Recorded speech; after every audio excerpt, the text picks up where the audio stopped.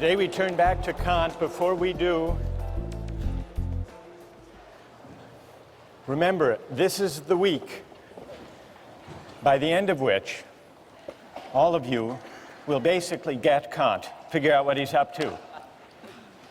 You're laughing. No, it will happen.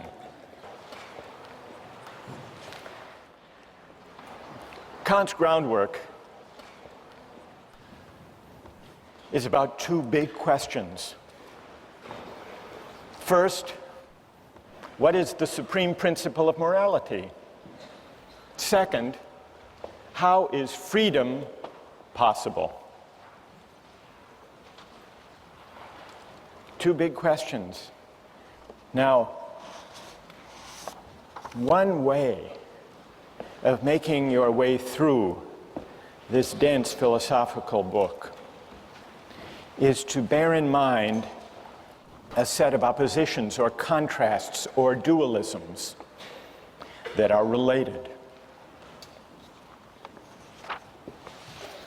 Today I'd like to talk about them.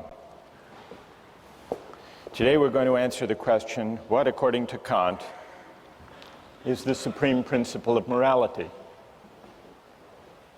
And in answering that question, in working our way up to Kant's answer to that question,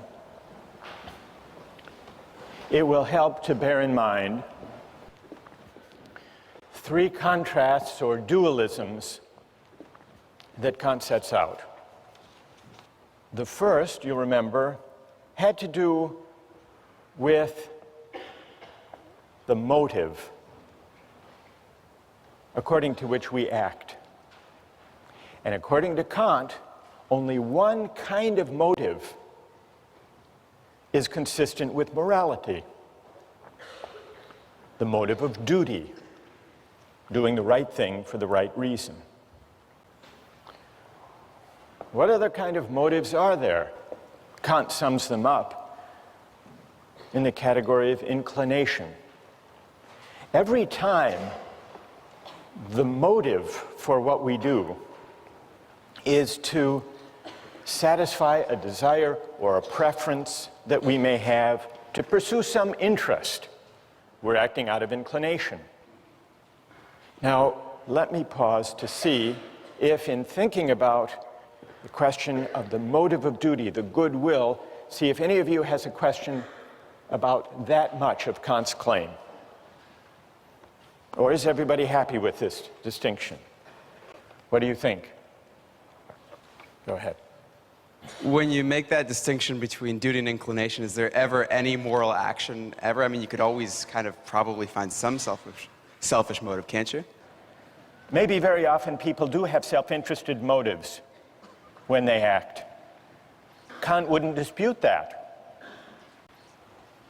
But what Kant is saying is that insofar as we act morally, that is, insofar as our actions have moral worth, what confers moral worth is precisely our capacity to rise above self-interest and prudence and inclination and to act out of duty. Some years ago, I read about a spelling bee, and there was a young man who was declared the winner of the spelling bee, a kid named Andrew, 13 years old. The winning word, the word that he was able to spell, was echolalia. Does anyone know what echolalia is? What? Some type of flower? It's not some type of flower, no. It means the tendency to repeat, as in echo, to repeat what you've heard. Anyhow, he misspelled it actually, but the judges misheard him. They thought he had spelled it correctly and awarded him the championship of the National Spelling Bee. And he went to the judges afterward and said, actually, I misspelled it. I don't deserve the prize.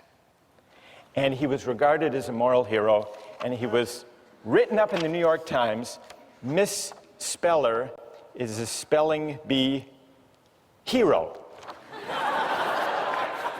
There's Andrew with his proud mother.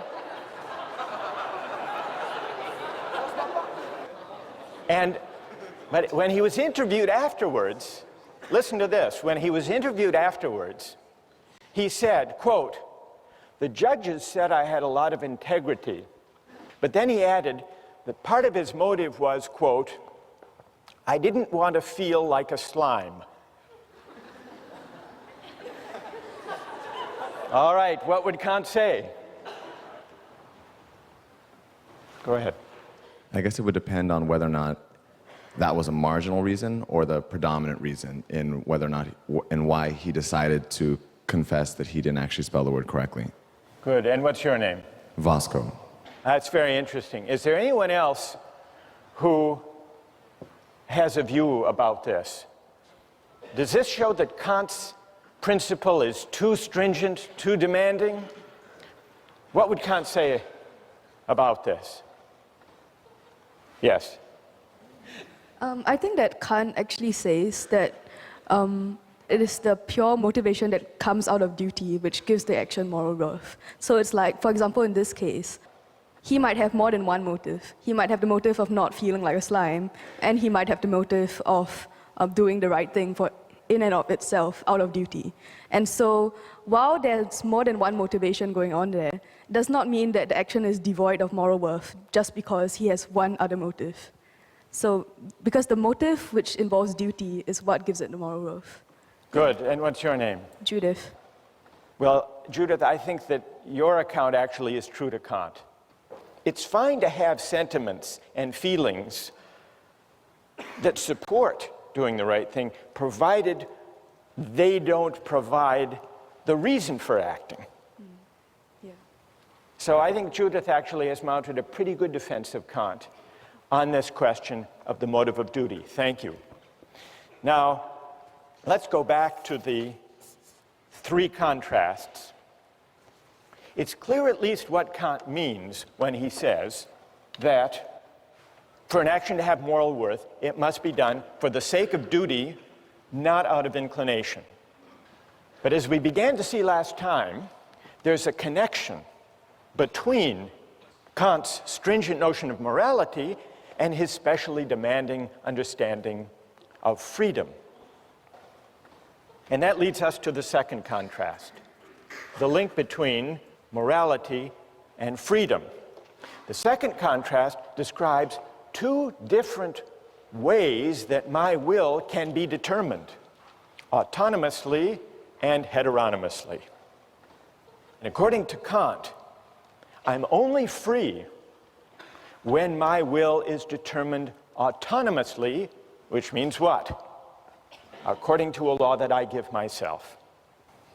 We must be capable, if we're capable of freedom as autonomy, we must be capable of acting according not to a law that's given or imposed on us, but according to a law we give ourselves. But where could such a law come from? A law that we give ourselves? Reason. If reason determines my will, then the will becomes the power to choose independent of the dictates of nature or inclination or circumstance.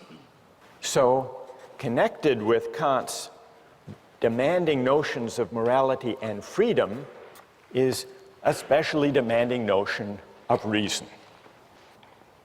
Well, how can reason determine the will? There are two ways, and this leads to the third contrast. Kant says there are two different commands of reason. And a command of reason, Kant calls an imperative. An imperative is simply an ought. One kind of imperative, perhaps the most familiar kind, is a hypothetical imperative. Hypothetical imperatives use instrumental reason. If you want X, then do Y. It's means ends reasoning. If you want a good business reputation, then don't shortchange your customers, word may get out. That's a hypothetical imperative. If the action would be good solely as a means to something else, Kant writes the imperative is hypothetical. If the action is represented as good in itself, and therefore as necessary for a will which of itself accords with reason, then the imperative is categorical. That's the difference between a categorical imperative and a hypothetical one. A categorical imperative commands categorically, which just means without reference to or dependence on any further purpose. And so you see the connection among these three parallel contrasts. To be free in the sense of autonomous requires that I act not out of a hypothetical imperative, but out of a categorical imperative.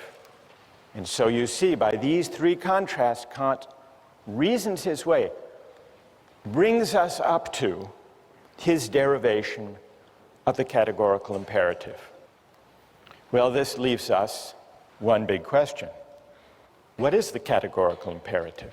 What is the supreme principle of morality? What does it command of us? Kant gives three versions, three formulations of the categorical imperative.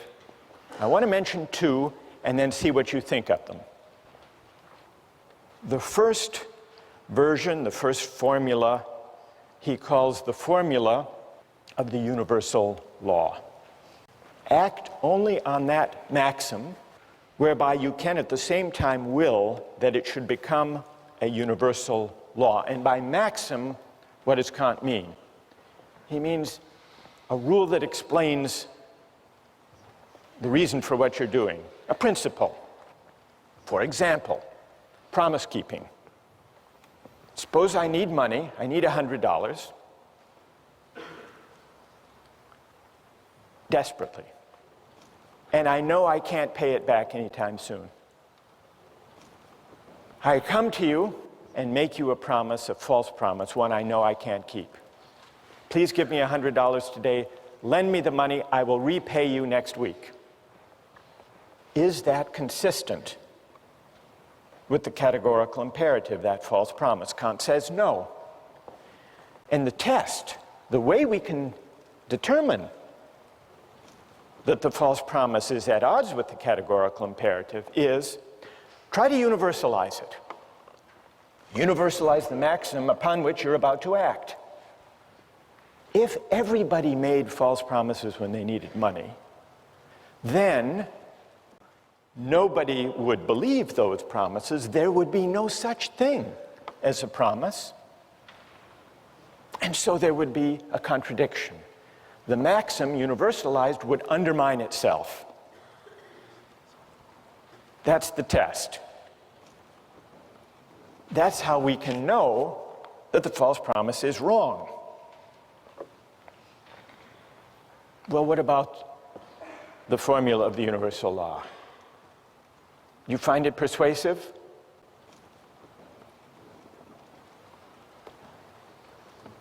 What do you think? Go ahead. I have a question about the difference between categoricalism and a hypothesis that if you're going to between categorical and hypothetical yeah. imperatives. Right.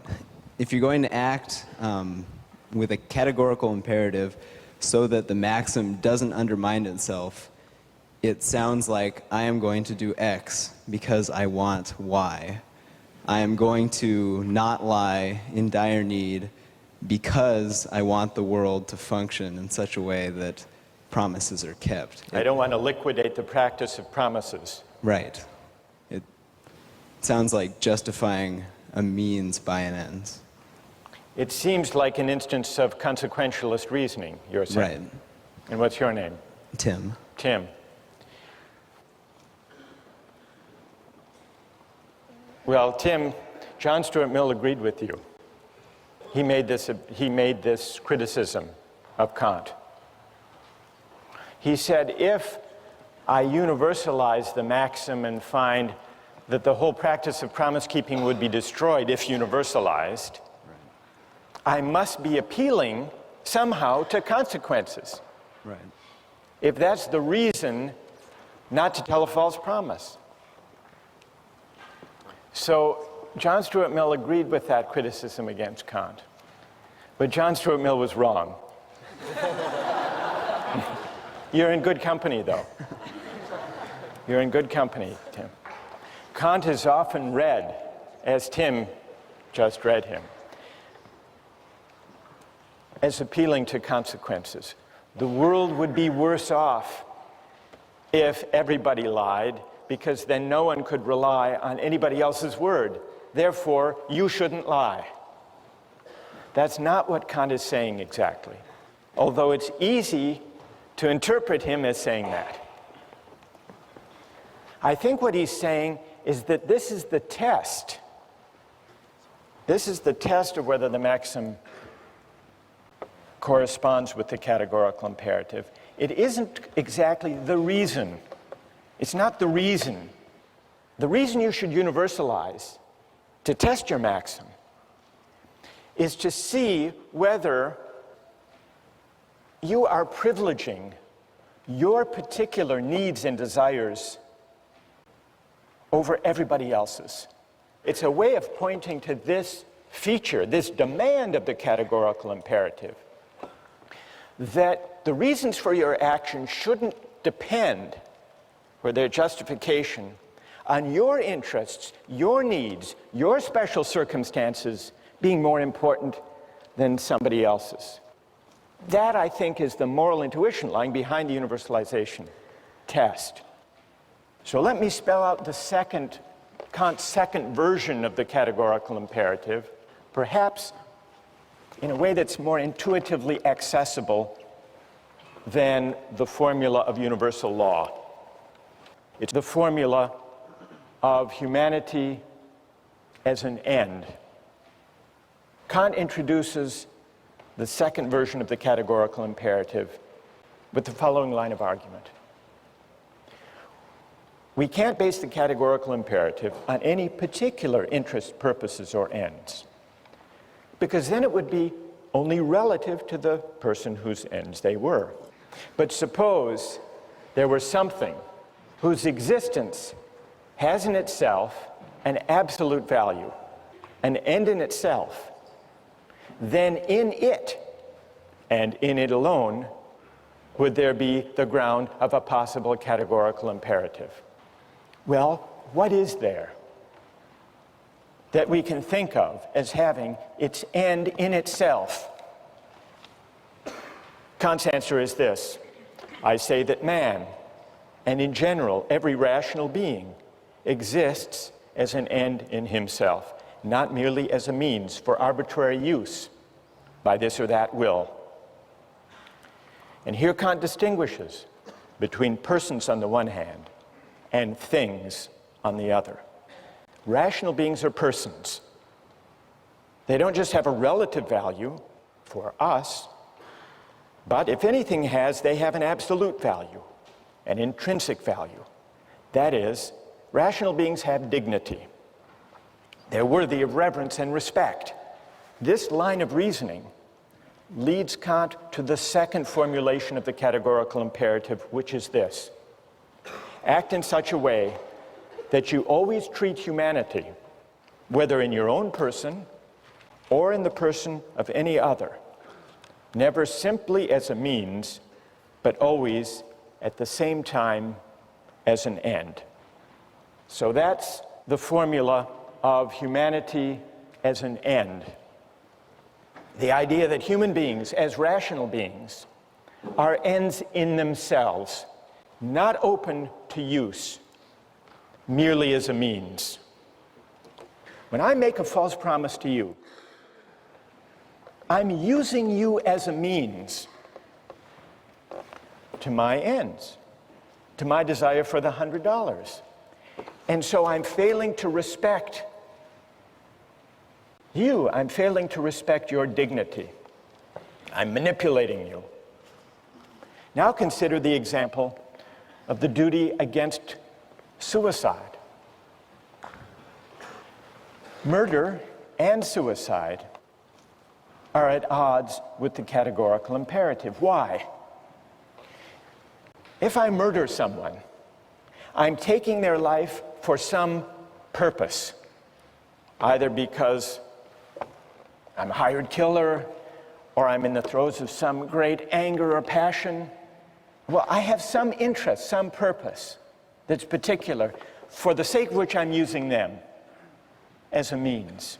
Murder violates the categorical imperative. For Kant, morally speaking, suicide is on a par with murder. It's on a par with murder because what we violate when we take a life, when we take someone's life, ours or somebody else's, we use that person, we use a rational being, we use humanity as a means. And so we fail to respect humanity as an end. And that capacity for reason, that humanity that commands respect, that is the ground of dignity, that humanity, that capacity for reason, resides undifferentiated in all of us. And so I violate that dignity in my own person if I commit suicide, and in murder if I take somebody else's life. From a moral point of view, they're the same. And the reason they're the same has to do with the universal character and ground of the moral law. The reason that we have to respect the dignity of other people has not to do with anything in particular about them. And so respect, Kantian respect, is unlike love in this way. It's unlike sympathy. It's unlike solidarity or fellow feeling or altruism. Because love and those other particular virtues or reasons for caring about other people have to do with who they are in particular. But respect, for Kant, respect is respect for humanity, which is universal, for a rational capacity which is universal. And that's why violating it, in my own case, is as objectionable as violating it in the case of any other. Questions or objections?